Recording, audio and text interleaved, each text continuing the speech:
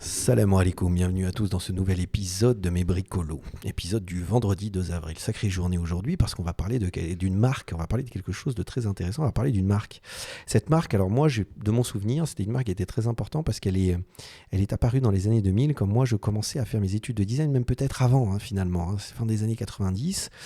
Et c'est une marque qui a révolutionné le monde du design parce qu'elle est partie en fait d'un objet du quotidien qui n'était pas forcément que les designers ne s'intéressaient pas forcément à ce produit, qui est de grande consommation, un truc de base, il en a fait quelque chose d'exceptionnel. Et cette marque, c'est Dyson. Alors, on va parler de Dyson aujourd'hui, on va parler notamment d'un produit et d'une vidéo qu'ils ont sorti. Et juste pour faire une petite explication pourquoi cette marque a été aussi importante dans le monde du design. C'est parce que je ne sais pas si vous savez, mais en tout cas moi, quand j'étais petit, les aspirateurs, c'était des sacs.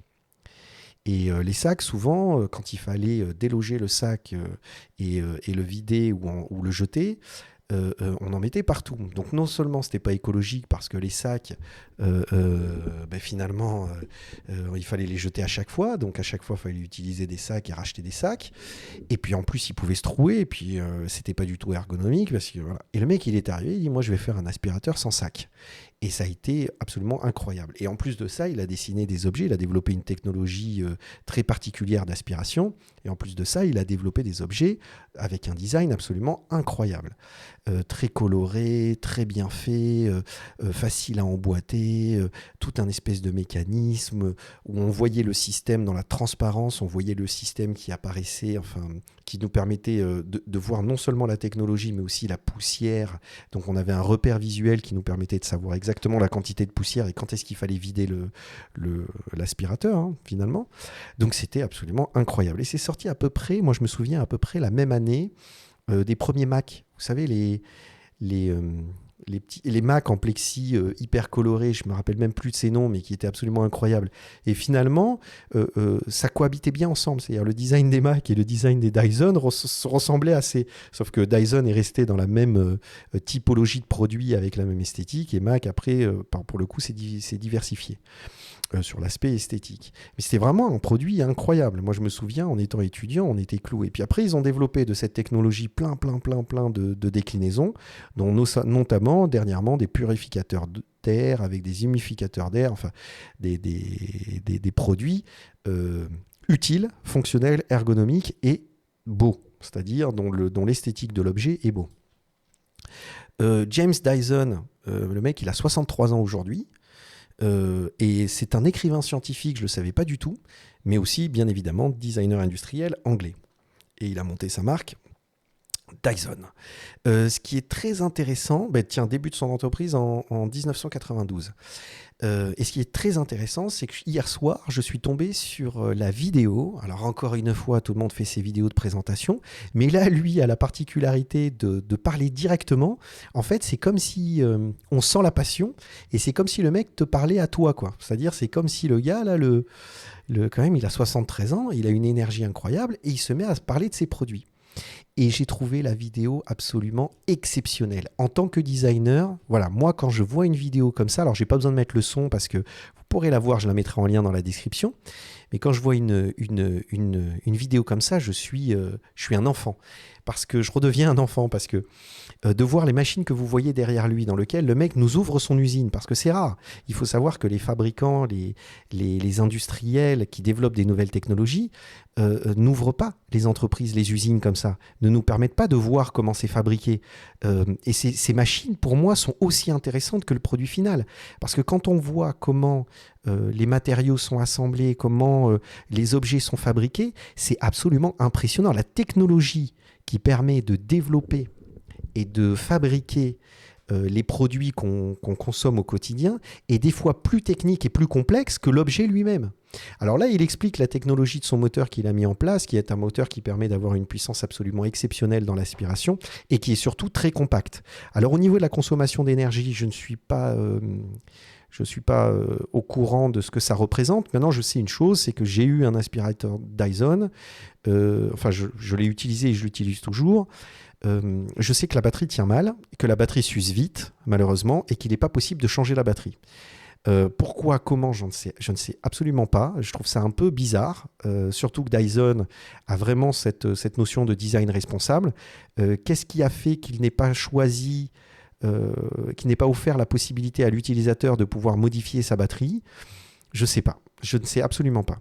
Alors là, on arrive au produit qui est un produit absolument dingue. Là, il explique, maintenant qu'on a vu les machines et tout, il explique le produit. Et là, quand on voit cette vidéo, il dit voilà, nous, on a des machines qui sont très efficaces et qui aspirent la poussière. Mais il y a différents types de poussière.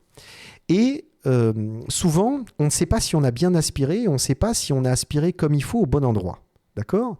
Donc, il a dit qu'il a inventé une machine avec un laser intégré qui te permet de visualiser la poussière. C'est-à-dire, le laser vient éclairer la surface. Donc, par exemple, avec une lampe de poche, on ne voit pas la poussière. Regardez, même si on éclaire de façon spécifique sur la surface, on ne voit pas la poussière. Mais avec ce laser qui en fait permet d'avoir une lumière rasante, elle vient révéler la poussière. Et vous allez voir, la vidéo est très parlante. Direct, regardez, c'est absolument incroyable.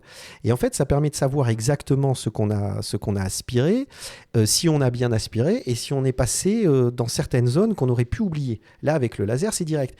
Et en fait, la technologie est assez simple. C'est simplement un laser. Je suis même pas sûr que ce soit un vrai laser. C'est peut-être même une LED avec une optique qui vient créer un faisceau lumineux très directionnel.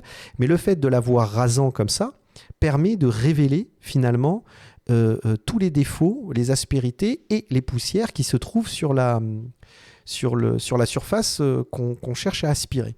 Donc c'est hyper bien pensé. Moi, en tant que designer, je regarde ça. Non seulement technologiquement, ça c'est pas complexe, c'est pas quelque chose qui consomme de l'électricité, c'est pas quelque chose qui vient créer des complexités de fabrication, de mise en place, etc. Et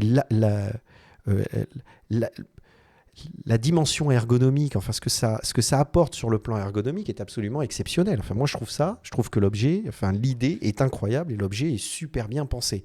Je veux dire, on est tout à fait dans un objet de design dont l'ergonomie et la fonctionnalité est évidente là pour le coup. Et en plus j'aime quand c'est fait simplement. Voilà. Et là, c'est fait simplement. Et là, on arrive, j'ai mis pause parce que je voulais terminer ce que j'étais en train de vous dire.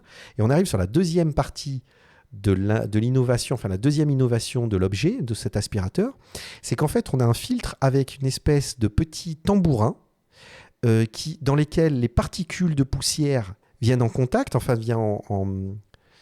viennent percuter avec l'aspiration. Donc, c'est vraiment une petite membrane, comme un petit tambourin, un petit tambour, je ne sais pas comment on pourrait dire. Et ces éléments de poussière, dès qu'ils arrivent en percussion, enfin, dès qu'ils percutent ce petit tambourin, exercent une pression toujours différente. Et ce tambourin permet de savoir la taille, la dimension et les caractéristiques de ce que vous aspirez.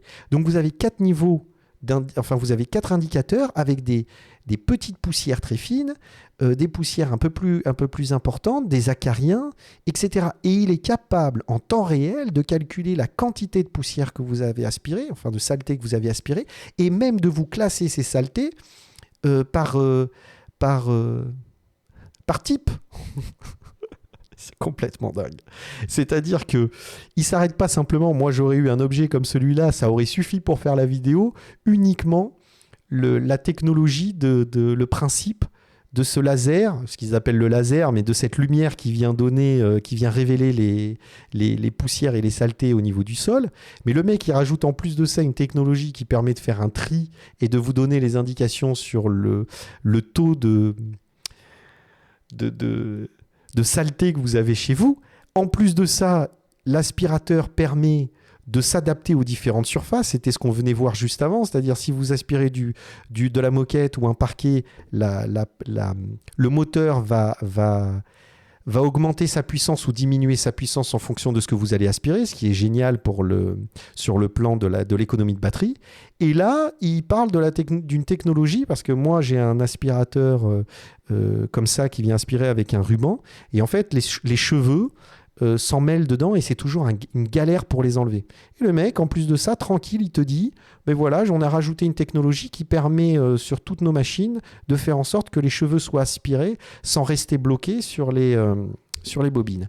Donc, en gros, sur un seul objet, il y a des innovations de partout et des innovations d'une intelligence, d'une efficacité et d'une d'un design absolument incroyable. On se retrouve avec un aspirateur dans lequel... Alors, ce qui est rigolo, c'est qu'il n'y a pas longtemps de ça, je vous parlais d'une vidéo où, des fois, quand on met trop de bonnes idées, ça devient un gadget absolument inutilisable. Mais là, chaque bonne idée fonctionne l'une avec l'autre. L'intégration de ces idées est parfaitement cohérente. Ça ne demande pas des technologies très complexes. Finalement, parce que même cette espèce de petite membrane qui vient calculer, finalement, c'est un capteur. Le capteur, vous avez vu sa dimension, vous avez vu sa taille. C'est pas super complexe. Je pense que le logiciel derrière, l'ingénierie pour développer le software qui permet d'analyser tout ça est plus complexe, ça c'est sûr. Mais en lui-même, le capteur n'est pas si complexe que ça. Et puis alors ce système pour empêcher que les cheveux s'en mêlent dans le ruban, dans la bobine qui permet de justement au niveau du pied de l'aspiration, c'est génial. Dyson, ça fait plus de 20 ans maintenant qu'ils font des aspirateurs, et à chaque fois qu'ils sortent un objet, je me dis non, mais c'est hyper intelligent, c'est super, c'est génial, quoi, c'est vraiment incroyable. La seule chose que je peux vous dire, moi, que j'ai remarqué, c'est que les assemblages... Alors, il y a toujours pléthore de petits accessoires, et ça, c'est génial. Mais les assemblages sont souvent approximatifs. Et c'est pas un truc où, dès que ça vient s'emboîter, c'est parfait.